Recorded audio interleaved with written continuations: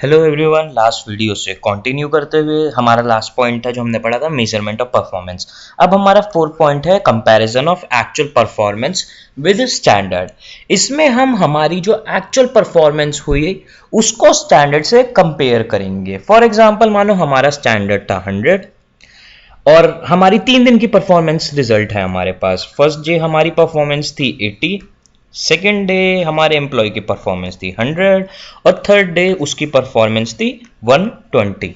तो first day हमने compare किया, सेकेंड डे किया, थर्ड डे किया, हम ऐसे रेगुलर कंपैरिजन करते रहेंगे।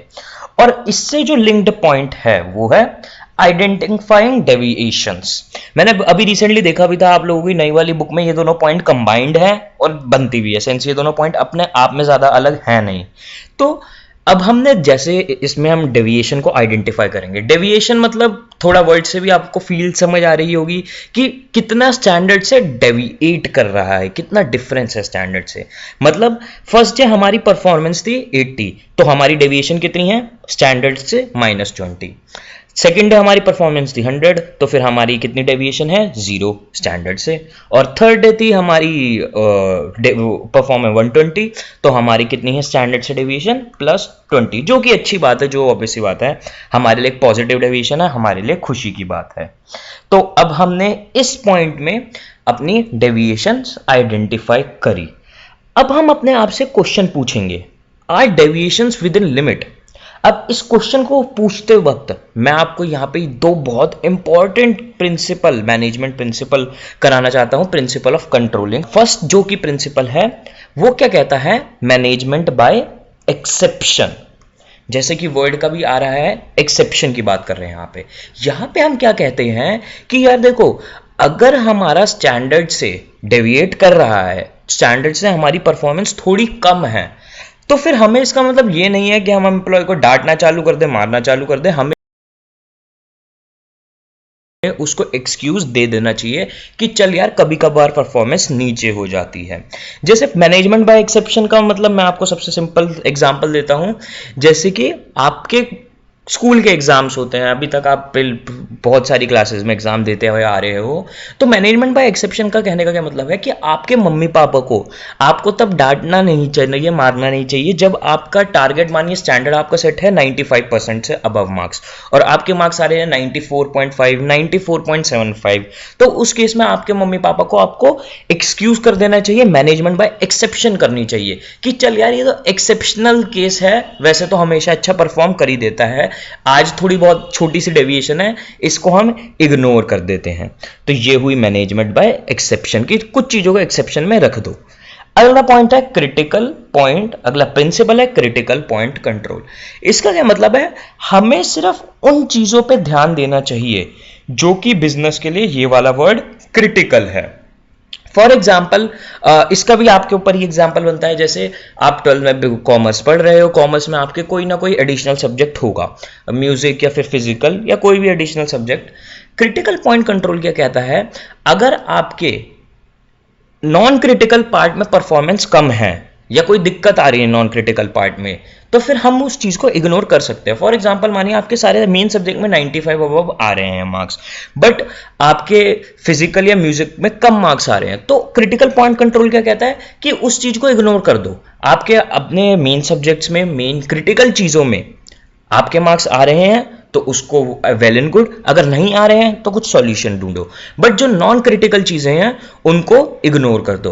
इसका एग्जांपल ले लेते हैं, मानिए हमारी एक बिजनेस एग्जांपल लेते हैं, मानिए हमारी आईटी फर्म है, हम आईटी सर्विसेज प्रोवाइड करते हैं अपने कस्टमर को, कोई भी आईटी सर्विसेज मान लो, साइबर सिक्योरिटी या फिर कोई सॉफ्टवेयर बनाना। अब हमारे बिजनेस में अगर कंप्यूटर का प्राइस ऊपर जाता है, इंटरनेट का प्राइस ऊपर जाता है, तो हमें टेंशन लेनी चाहिए, हमें उसका कोई सॉल्यूशन ढूंढना चाहिए, हमें इसके अगेंस्ट कुछ एक्शन लेना चाहिए। बट अगर हमारे कंपनी के नीचे खड़े हुई रेडी के राम लड्डू के रेट बढ़ जाएं तो हम उस चीज को इग्नोर कर सकते हैं, कोई नहीं, 2-4 रुपए फालतू दे के हम खा लेंगे राम लड्डू। तो क्या है, वो चीज हमारे बिजनेस के लिए क्रिटिकल नहीं है, तो हम उस चीज को इग्नोर कर सकते हैं। तो ये दोनों प्रिंसिपल बेसिकली अगर आपने नोटिस किया, यहाँ पे हम इग्नोर करने की बात कर रहे हैं एक तरीके से। मैनेजमेंट बाय एक्सेप्शन कहती है कि छोटी मोटी डेविएशन को इग्नोर कर दो, और क्रिटिकल पॉइंट कंट्रोल कहती है जो नॉन क्रिटिकल चीजें हैं बिजनेस की उन्हें इग्नोर कर दो। तो अब हमने पूछा अपने आप से, हमने डेविएशंस आइडेंटिफाई करी और फिर हमने अपने आप से प्रिंसिपल ऑफ कंट्रोलिंग को दिमाग में रख के पूछा क्या डेविएशन लिमिट्स के अंडर है, यानी मैनेजमेंट बाय एक्सेप्शन और क्रिटिकल पॉइंट कंट्रोल वाली बात उठा रहे हैं हम दोबारा। अगर यस है, अगर हाँ भाई कंट्रोल डेविएशन एक्सेप्टेबल है, छोटी मोटी सी है, तो हम अपना वर्क प्रोसेस कंटिन्यू कर देंगे और फिर दोबारा से सेकंड स्टेप पे यहाँ पे आ जाएंगे। अगर नहीं है तो हम क्या करेंगे, हम यहां बढ़ेंगे और फिर हम अपने नए स्टेप चालू करेंगे।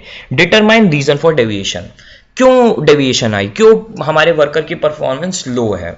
अब फिर हम करेंगे करेक्टिव प्रिवेंटिव एक्शन, हम कोई प्रिवेंटिव एक्शन सोचेंगे कि वो दोबारा दिक्कत ना हो और फिर हम इंप्लीमेंट करेंगे जो हमने एक्शन सोचा था। इसका मैं एग्जांपल दे देता हूं आपको।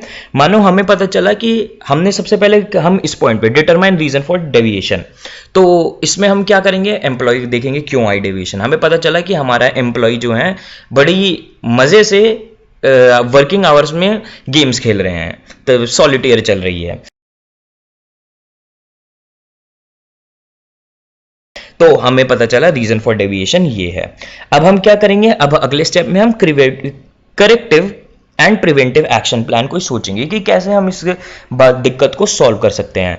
हमने क्या सोचा, 7th पॉइंट ये है corrective and preventive action plan. हमने क्या सोचा कि चलो यार ऐसा करते हैं, कंप्यूटर्स पे लॉक लगा देते हैं। और एक तो इसमें हम 2-3 सॉल्यूशन हो सकते हैं। हम एक कंप्यूटर्स पे लॉक लगा देते हैं कि गेम्स चले ना और नई गेम्स इंस्टॉल ना हो सके। और हम एक और क्या सोचते हैं कि चल हर एम्प्लॉय के पीछे सीसीटीवी कैमरा लगा देंगे ताकि हम देखते रहें कि किसी एम्प्लॉय ने हैक तो नहीं कर लिया, कुछ ऐसे पंगेबाजी तो नहीं कर रहा। तो हमने करेक्टिव और प्रिवेंटिव एक्शन प्लान सोचे और अगले में हम सिंपली 8th पॉइंट में इंप्लीमेंट कर देंगे। हमने जो सोचा उस लॉक को एक्चुअल कंपनी वालों को बुला के लॉक लगवा देंगे कंप्यूटर में और सीसीटीवी कैमरा इंस्टॉल करा देंगे।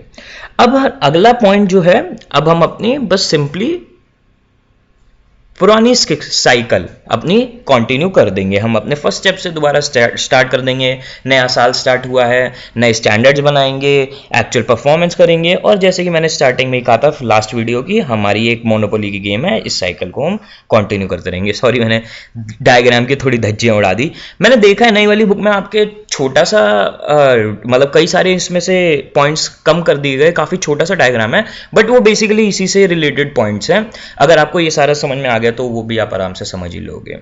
तो बाय, थैंक्स फॉर वॉचिंग।